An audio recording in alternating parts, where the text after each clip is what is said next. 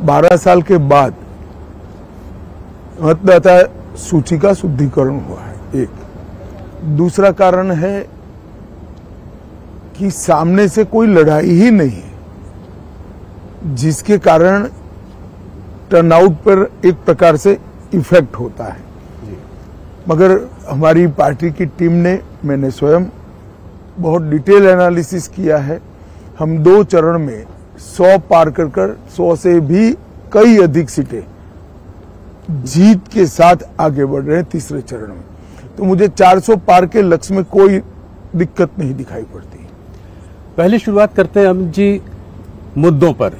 कौन से ऐसे मुद्दे हैं जिनको लेकर भारतीय जनता पार्टी आज तीसरी बार लोगों के बीच जा रही है? किन उपलब्धियों को आप संक्षेप में बताएं कि किन उपलब्धियों को लेकर आप जनता के बीच उतर रहे हैं? देखिए, सबसे पहले इस देश में से आतंकवाद और नक्सलवाद, ये 2 ऐसी समस्याएं थी जो कई दशकों से देश के लोकतंत्र के लिए और देश के डेवलपमेंट के लिए नासुर बनी हुई थी। नरेंद्र मोदी जी ने 10 साल के अंदर लगभग आतंकवाद से 100% निजात पाई है और नक्सलवाद से आप कह सकते हैं 95% तक इसको समाप्त कर दिया है। आज बिहार, झारखंड, मध्य प्रदेश, ओडिशा, तेलंगाना, आंध्र प्रदेश, महाराष्ट्र, ये 7 राज्यों में से नक्सलवाद पूर्ण रूप से समाप्त हो चुका है।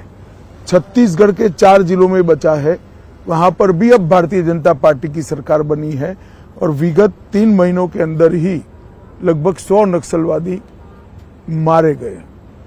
मुझे पूरा विश्वास है मोदी जी के तीसरी बार प्रधानमंत्री बनने के बाद 1-2 साल में ही देश नक्सलवाद से मुक्ति पा लेगा। दूसरा बड़ा इश्यू है, देश की इकोनॉमी सब दृष्टि से चरमराई हुई थी। पॉलिसी बनती ही नहीं थी, उत्पादन की गतिविधियां बड़ी मंद पड़ गई थी, निर्यात ओंधे मुंह गिर रहा था, देश की सारी सार्वजनिक बैंकों की बैलेंस शीट भी न बन पाए अगर सच्ची बनाने जाए, इस प्रकार की स्थिति थी। महंगाई आसमान को छू रही थी और कुल मिलाकर बजट के 16 पैरामीटर्स नेगेटिव दिखाई पड़ते थे। 10 ही साल में मोदी जी ने ये परिदृश्य को पूर्णतया बदला है। शेयर बाजार आज आसमान को छू रहा है। एफआईआई के सेलिंग के बाद भी भारतीय म्यूचुअल फंडों ने बाजार को ताकत दी है।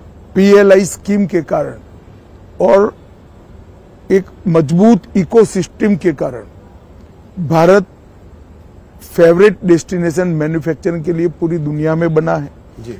हमारे बच्चे स्टार्टअप हर रोज रजिस्टर कर रहे हैं, हमारी कंपनियां हर रोज पेटेंट रजिस्टर्ड कर रही हैं, ढेर सारे स्वरोजगार के अवसर पैदा हुए हैं। सभी की सभी बैंकों की बैलेंस शीट आज बहुत अच्छी बन चुकी है। इंडस्ट्रियल ग्रोथ के जितने भी पैरामीटर्स हैं वो 25 साल के टॉप मोस्ट मार्किंग पर हैं। एक्सपोर्ट रिकॉर्ड तोड़कर आगे ही बढ़ता जा रहा है। इसी प्रकार से फ्यूचर में जो कुछ क्षेत्र आने वाले 25 सालों तक दुनिया भर की इकोनॉमी को ड्राइव करने वाले हैं, वो सभी क्षेत्रों में भारत आज पायनियर बन चुका है। जैसे ग्रीन हाइड्रोजन मैन्युफैक्चरिंग थोड़े लेट है, मगर semiconductor, electrical motor vehicle, battery का उत्पादन, अंतरिक्ष का क्षेत्र लेट होने के बावजूद मैं फिर से कहना चाहूंगा डिफेंस भी। इस प्रकार के कई क्षेत्रों के अंदर जो आने वाले 25 साल तक दुनिया की इकोनॉमी की दिशा और दशा तय करने वाले हैं, वहां आज भारत एक मजबूत फाउंडेशन डाल चुका है और ये फाउंडेशन पर एक बड़ी इमारत होनी है। तो इकोनॉमी भी सुधरी है, सुरक्षित भी हुआ है। देश 11वें नंबर का अर्थतंत्र था, आज 5वें नंबर का अर्थतंत्र बना है। गांव हो या शहर, जंगल हो या रेगिस्तान, सागर किनारा हो या शहर हो, हर जगह इंफ्रास्ट्रक्चर के डेवलपमेंट के काम हो रहे हैं। आज 10 लाख करोड़ का इंफ्रास्ट्रक्चर का खर्चा भारत के बजट में आम बात बन चुका है। जीएसटी कलेक्शन और डायरेक्ट टैक्स कलेक्शन अपने सारे रिकॉर्ड स्वयं ही तोड़ते जा रहे हैं। देश के अंदर सीमाओं को चौक चौबंद करने का काम भी नरेंद्र मोदी जी ने बहुत अच्छी तरीके से किया है। जनता में भारत का भविष्य उज्जवल है, इस प्रकार के विश्वास का निर्माण करने की नेतृत्व की जो जिम्मेदारी है, नरेंद्र मोदी जी को इसमें बहुत अच्छे तरीके से सफलता मिली है जी।